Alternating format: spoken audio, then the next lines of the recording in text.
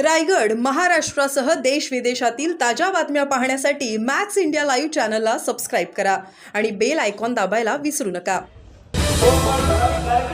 चर्चा करून आले होते. मला बरोबर झोप चिकार येत होती. उद्या बोलू.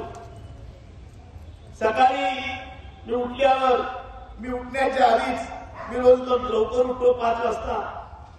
पण आज उशिरा झोपलो, जरा रात्री थोडी झोप आली नाही. सकाळी 200 कार्यकर्ते घरामध्ये सगळे आले. कोयनाडकर, आपले पेजारीकर उशिरा आले.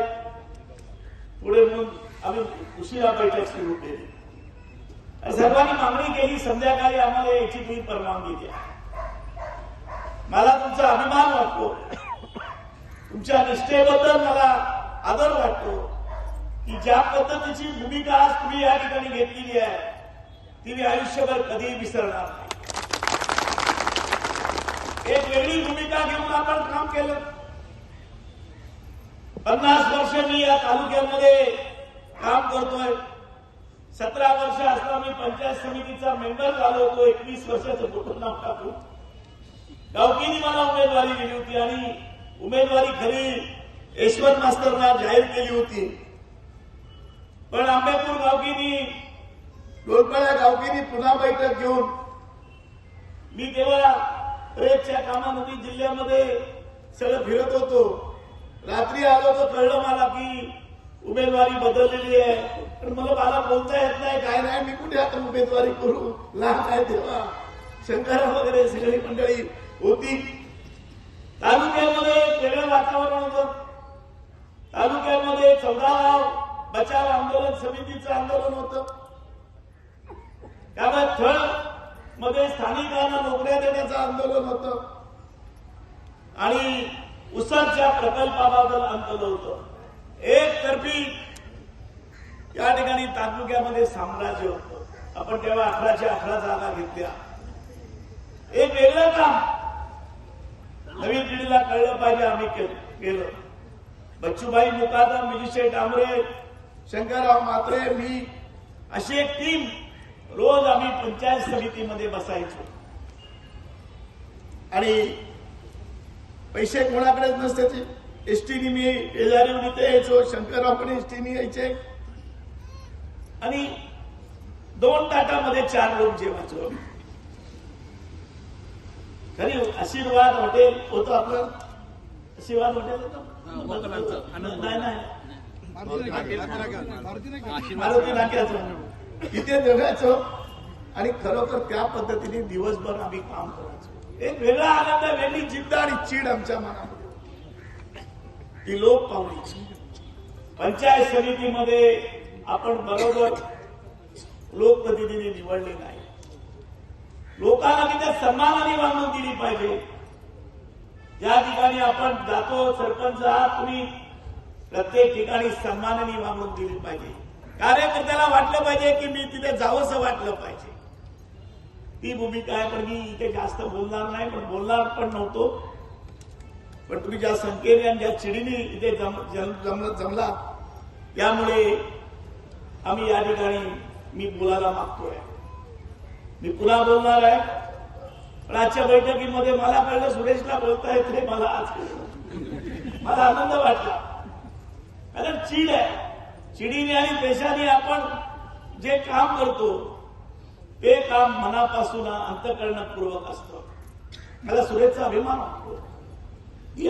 खरोखर फक्त 100 नाही, 75 मतं वर्षाच्या पोलिंग पद्धतीमध्ये पडायची. ती पण कोणाची असतील? फुलबाकर सरांची, अजित शाह आणि माझ्या सासूच्या माहेरच्या लोकांची. असे एवढ्या अशा 10-12 नंबरची इथे आज आपण 1700 मतं आज सुरेशच्या नेतृत्वाखाली आपण थोड्या आपल्या चुका झाल्या. नको त्या लोकांकडे मी सत्ता दिली, अधिकार दिले. नको त्या लोकांना या ठिकाणी करायचं आहे. माझी विनंती आहे तुम्हाला की काम नाही केलं तर चालेल. जे पदाधिकारी आहेत त्याने विरोधकाच्या घरात जायचं नाही. मी जातो का त्याच्याकडे बघायचं पण नाही. लोक आज सगळे बघतात कोण कुठे जातात कुठे नाहीये. आपल्या विरोधाच्या घरातच आपले लोक गेले. बेहोशी करायला मला लाज वाटते. ते गेले की भाई सगळे कामावर येतात. आईला आपले जिल्हा चिटणीस विरोधकाकडेच, जो गावकीच्या आपल्या पक्षाच्या विरुद्ध आहे त्याच्याकडे जातात. मी त्याच्यावर बोलणार नाही कारण हे पाप माझं आहे. मीच बसवले आणि मीच त्याच्या विरुद्ध बोलणं बरोबर नाहीये. पण एकच खुलासा तुमच्या सगळ्यात करतो की उमेदवारी मी ठरवलेली नाही.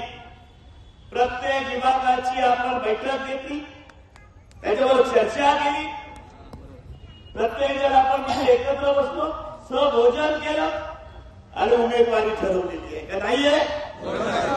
ही उमेदवारी ठरवताना कोणाला नाही आणि एकही माणूस यांना उमेदवारी द्या म्हणून सांगितलं नाही. त्याला मी काय करू सांगितलं का तुम्ही कोणी सांगायचे याला नको आणि याला तर नको पण पप्पूला तर अजिबात नको. दक्षिण भागामध्ये सगळे काय चुकीचं आहे. त्याने खारेपाटा सोडून द्या. दक्षिण भागामधले लोक म्हणाले हा कोण आम्हाला माहिती पण नाही. आणि म्हणून आपल्याला बदला घ्यायचा आहे.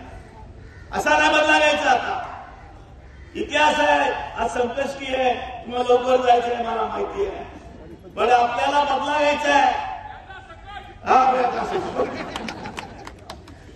की या जिल्ह्यामध्ये 62 साली मी आता टीव्हीला दिलं, 62 साली शेका पक्षाचे सगळं नेतृत्व इसूफ हाफिज हे लोकल बोर्डाचे अध्यक्ष होते. ते तुमच्या काही लोकांचा जन्म पण झाला नव्हता आणि पक्षाचं अधिवेशन अंबाजोगाईला होतं. अंबाजोगाईला महिला बोलायचे. तिकडून येऊन या ठिकाणी इसूफ हाफिजच्या नेतृत्वाखाली त्यावेळेला माळुंडे तटकर यांचे वडील दादा तटकरे, परशुराम भाऊ दळवी, काका पाटील, मी सगळ्यांची नावं घेऊ शकतो, हे शेका पक्ष सोडून काँग्रेसमध्ये गेले. हे तुम्हाला माहिती पण नसेल. तटकरे शेका पक्षाचेच आहे आणि तरी त्यावेळेला शेका पक्ष संपला म्हणून सगळे बोलायला लागले. 2 पाटील बंधूंनी संपूर्ण जिल्हा पाजून इंजून काढला आणि पुन्हा शेका पक्ष उभा केला. 67 साली आपले 6 आमदार आले आणि 1 खासदार आला होता नाना कुंटेंना आपण पाठिंबा दिला, पण निशाणी खटाराच होती. हे आपल्याला दरवेळेला बदलतो, दर 10 वर्षांनी बदल होत असतो आणि कुठलाही नाहीये. रावणाला वाटत होतं राज्य माझं जग माझं आहे का नाहीये. या पद्धतीचं कोणीतरी प्राधान्य करणारा जन्माला येईल आणि ही रावणशाही संपूर्णपणे नष्ट करते आणि या ठिकाणी वेगळी भूमिका घेतली. कोणी काही बोललो, कोण कसे आहे कोण कसं नाही आहे. पण मी काही राजकारणामध्ये काम करत असताना काही पथ्य पाहिली. मी कधी सरकारी काम कधी घेतलं नाही, मी कुठलं कॉन्ट्रॅक्ट कधी घेतलं नाही. बोललो कोण कसे आहे कोण कसं नाही आहे. पण मी काही राजकारणामध्ये काम करत असताना काही पथ्य पाहिली. मी कधी सरकारी काम कधी घेतलं नाही, मी कुठलं कॉन्ट्रॅक्ट कधी घेतलं नाही.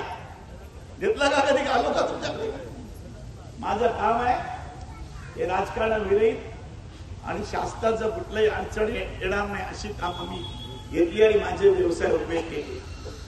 कोणीतरी पत्रकारांनी काल सांगितलं की आम्ही जोपर्यंत ज्याप्रमाणे डाव्या आघाडीने निर्णय घेतले त्या वेळेला आपण त्या निवडणुकीला पाठिंबा दिलेला. 52 सालापासून ती परिस्थिती आहे आणि म्हणून कोणी किती बोललं माझ्या सोयीसाठी काय करणार. माझे व्यवसाय काय त्या राजकारणाचे मी कुठल्या मंत्र्याकडे फोन नाही केला की कुठल्या कलेक्टरकडे माझ्या व्यक्तिगत कामासाठी कधी गेलो नाही आणि जाणार नाही. ही जी माझी भूमिका आहे ती मी कायम ठेवली. म्हणून महाराष्ट्रात कुठेही गेला तरी आपल्याला वेगळ्या आदराने आपण बोलतो. जे आपल्याकडे आता फॉरेनर वाढलेले आहेत, जे कामानिमित्त या ठिकाणी आलेले आहेत, त्यांच्यावर आपल्याला लक्ष द्यायला लागेल.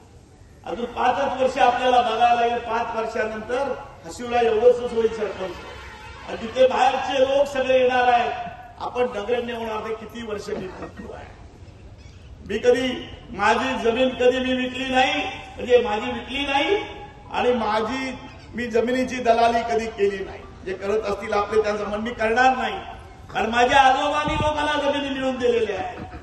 मी ज्या आजोबांचा आज मला दुःख होत आहे की ज्या मला पाहिजे की मला व्यवसाय करायचा आहे, मला कंपनी काढायची आहे, मला कुठे बिल्डिंग बांधायची आहे तर मी घेईन, पण घेऊन ती विकणार नाही. मी माझं स्वतःचं व्यक्तिगत तत्व पाळलं आणि ते मी शेवटपर्यंत मरेपर्यंत पाळणार. आणि म्हणून आज म्हणतात की आम्हाला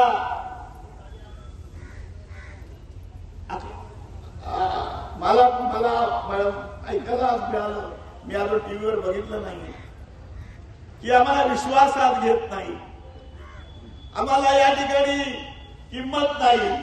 एकाधिकारशाही जयंत पाटील चालवतो, एकाधिकारशाही चालली असेल तर एवढे लोक आले असते का जयंत पाटला बरोबर?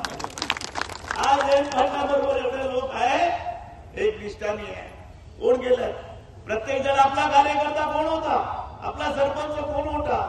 ओएसओचा शिक्षक होता, कुठे नोकरीला लावलेला आपला माणूस होता.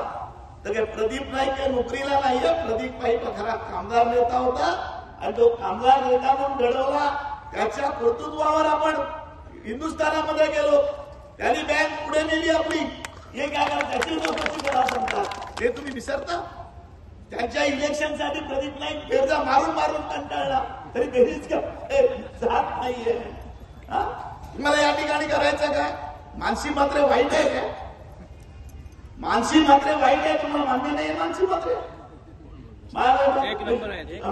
मग मांजरी साहेब मात्र बोलते आपण करतो ते म्हणते जे नोकऱ्याला आहेत कार्यकर्त्यांनी आणि पदाधिकारी व्हायचं नाही, नोकरी दिली त्याने खरोखर आपण करणार आहोत. हे बेसलेस आहे, याची चर्चा गावोगाव आपल्याला करायची आहे. आणि म्हणून तुम्हाला सांगतो, मला खात्री आहे तुला साहेब हे तुला खुलासा करायची गरज नाही. मी बोललो का नंदू माझा जोपर्यंत आहे कापला तरी तो जाणार नाही माझ्या बाहेर आहे.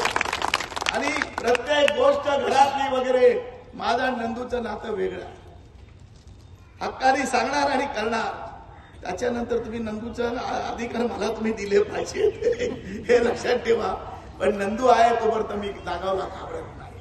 ही जी आपली भूमिका आहे आणि आपलं ठाम मत आहे ते आपण कधी सोडता कामा नाही. मला वाटतं मी जास्त वेळ बोलणार नाहीये, परंतु मला राहत नाही बोलतो. 96 साली दत्ता पाटील 3 नंबरला गेले. मी काउंटिंग मधनं कुठून